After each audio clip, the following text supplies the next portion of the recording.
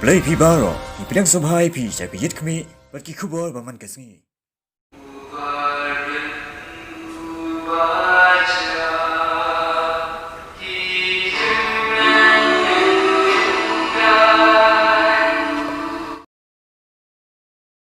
Dorbar Synrai Jong Khadc ke baar Sngi kelas Sdang mentah ke Sngi. Hagane Dorbar Jong kenta jingkeli ki MDC ki lawar jing syai halor ke babon ki mat.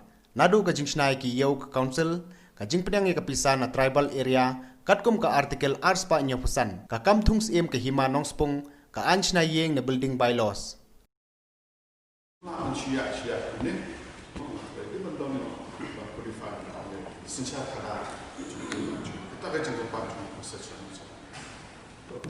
Uiam ka tanat building uba polling do ulawan ra ka kaipot jong ka town committee hapo ka yeng Dorbar bla pendu no ke jing itu ke nyeutli ki town committee se ka jakano kendong. Saya berkata, ini yang kita jiwa untuk yang suku bah, ada itu skim area, kemudian greater slow agglomeration.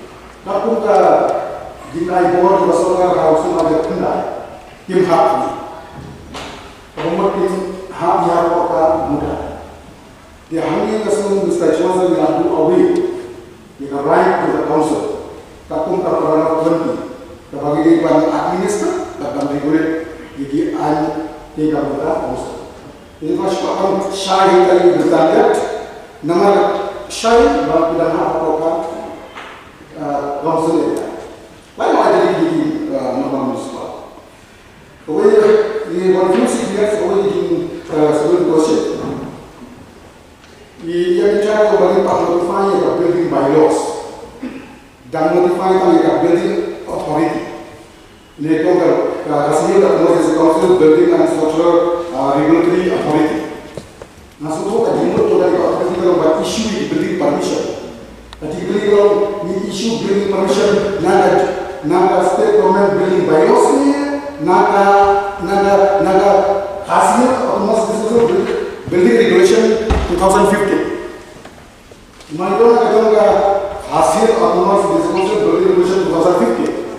Jadi kalau hasil building regulatory authority have issued building permission based on the major building bylaws or on the Khadc on building bylaws.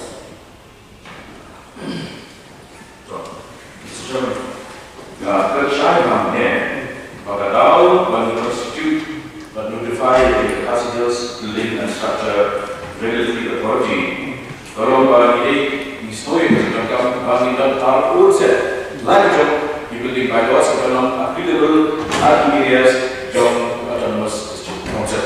Berikut. Kapal yang ke jurisdiction adalah nation bagi area ini kalau roughly 90% jom ke jelas ini di autonomous district council areas. Di 30% ini kalau instan syarab implement dari bylaws hari area Dorbar, nama kita violation. Jadi non-application jom kedudukan kubah ini, jadi ini jom di building, jadi ini jom di hotel, jadi ini jom di homestay, kalian, jadi ini judiin, bak prank judiwa, kirut pak, berawal flashback mendakskan bersekai pak. Ini kita immediate stages community bangun dan lagi jom di bylaws. Jadi saya kepada mereka pada ini bylaws ini yang jurisdiction dulu, lain Shimlangi ski areas, lain ya sesuatu ya urusan juga jingkram juga authority, kerana dia akan exercise dan bersyukur yang jingkram badan dia ketahuan dan country planning act, municipal act